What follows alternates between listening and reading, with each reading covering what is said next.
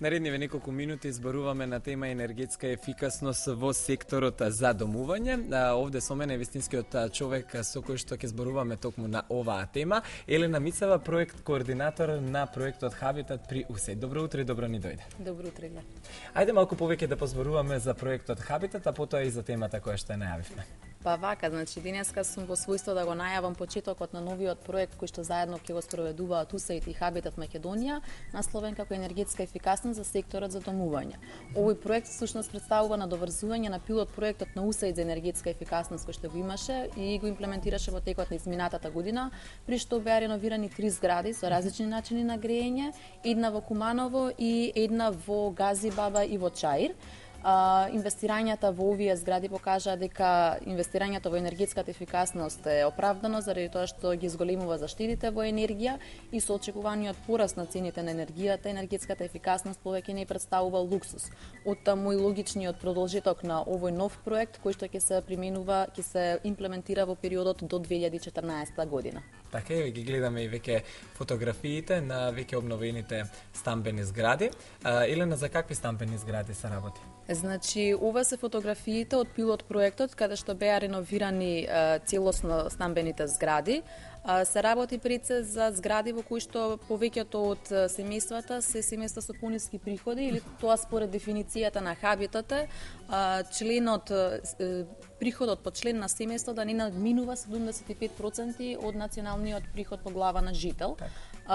Во народски кажано тоа би представувало некој среден приход, средна класа на население. Така се со цел за да можат истите нели за да си го приуштат тоа. Точно така, заради тоа што делот од буџетот кој што се одвојува за енергија е доста голем и идејата на целиот проект е на овие семејства да им се намали делот од буџетот кој што го трошат за енергија и да може да го искористат за други поприоритетни цели. Така, споменавте уште на самиот почеток дека сте во својство да го најавите официјално почетокот на овој проект. Ме интересира кои се главните карактеристики, односно активности кои што ќе ги имате како проект Хабитат.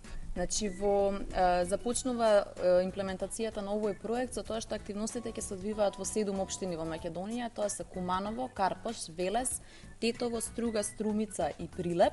Во првата година ќе бидеме фокусирани на овие први 4 општини што се поблиску до Скопје, односно Велес, Куманово, Тетово и Карпош. И ќе се изберат згради во кои што ќе бидат аплицирани мерки за енергетска ефикасност, при што ќе биде воспоставен еден обновлив фонд, при што заедниците на сопственици или поранешни куќни совети и станарите ќе може да земаат заеми по доста поволни услови од овој обновлив фонд со цел да финансираат мерки за енергетска ефикасност во зградите. Со оглед на тоа што напоменав дека фокусот е на семејства со пониски приходи, овие заеми ќе бидат дадени по доста поволни услови, прилагодени на можностите и на потребите на семејствата и на начин на кој што нема да го оптовари нивниот семеен буџет. Така. Кои се оние главни карактеристики или по што се раководите да ги одберете оние стамбени згради кои што треба да се нели реновираат или да се вложи во нив? Значи најпрво зградата, односно станарите треба да покажат интерес за проектот и да пополнат една пријава која што ќе треба да ја достават до нас. Во тек е веќе оглас за кој што ги повикува сите станари заедници на сопственици од овие 4 општини да пополнат пријава, да ја достават до нас, при што пријавата ќе може да ја подигнат од нашата канцеларија, која што се наоѓа во Карпош 4 на улица Никола Парапунов безброј, во комплекс Макотекс на првиот каст, да дојдат на некои од презентациите што ќе ги правиме на овој проект или пак да ја превземат од веб страната, тоа е www.habitat.org.mk. Значи се што треба да направат зградите е да пополнат една пријава и условот кој што треба да се исполнува е зградата да не биде помлада, односно да не биде изградена пред помалку од 10 години, да биде со надпросечна потрошувачка на енергија и она што веќе го напоменав, поголемиот дел од семејствата се семејства со пониски приходи. Така, од досегашното искуство Елена ме интересира, знаат ли македонците да штедат во смисла на енергетската ефикасност која што вие како проекти ми ја нудите? Значи се повеќе има ли фидбек? Се повеќе се учат да штедат и се повеќе сваќаат дека енергетската ефикасност представува потреба која што ќе мора да се применува понатака. од искуствата од пилот проектот, станарите викаат дека не следат само во текот на зимскиот период, туку во текот и на летниот период, заради тоа што во текот на летниот период немаат потреба од вклучување на клима уредите. Така.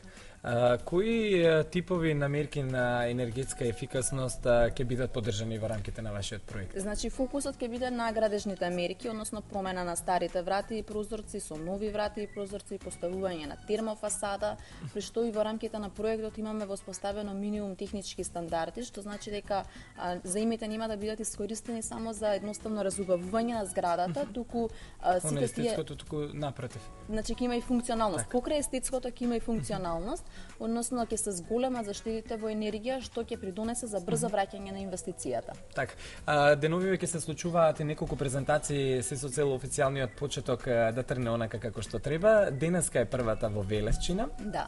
Так. Значи, денеска започнуваме со презентациите на проектот. Денеска е првата во општина Велес, ќе се одржи во салата на општината, со почеток во 18 часот. Утре сме во општина Куманово, во салата на Советот на општината, таму ќе започнеме во 11 часот. Во четврток сме веќе во Тетово, исто така во салата на општината. Во Тетово презентацијата ќе започне во 13 часот и четвртата презентација ни е закажана за петок, на 25 ноември во општина Карпош, во салата во барака 5, тоа се оние старите бараки на општината, лоцирани на булеварот Партизански одреди, и во Карпош презентацијата ќе започне во 18 часот, значи може сите заинтересирани, да, станари, заедници на сопственици од овие 4 општини слободно да дојдат, да се запознаат со активностите на проектот и доколку се заинтересирани да поднесат пријава за учество. Јас знам дека вашиот проект работи 24/7, велат американците, што значи дека иако сте на самиот почеток, кои се оние идни планови и активности кои што се зацртани во програмата на вашиот проект? Значи, примената на енергетски ефикасни мерки на згради е само еден дел од проектот. Значи, покрај овие активности станарите ќе добијат и многу други различни типови на помош и поддршка во текот на имплементацијата на проектот. Значи, ќе бидат направени енергетски мерења пред и по интервенцијата за да се види колкава е заштедата на енергија и кои мерки за енергетска ефикасност се најисплатливи.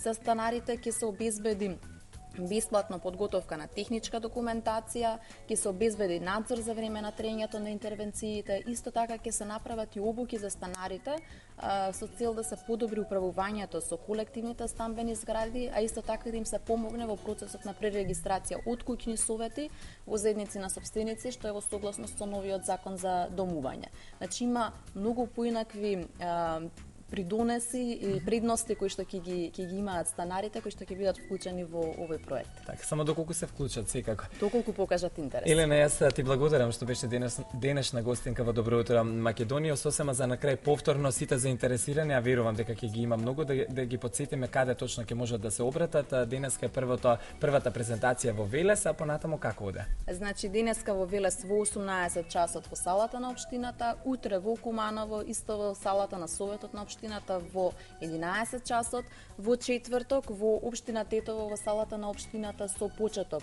во 13 часот и во петок во Карпош, Скопје, не значи тога. Во Карпош, да, општина Карпош, во барака 5 на Партизански одреди со почеток во 18 часот. Така. Јас ти благодарам што беше гостинка во Добро утро Македонија. Ти посакувам многу успех како во проектот, така и во личниот живот и кариерата. Благодарам многу. Така.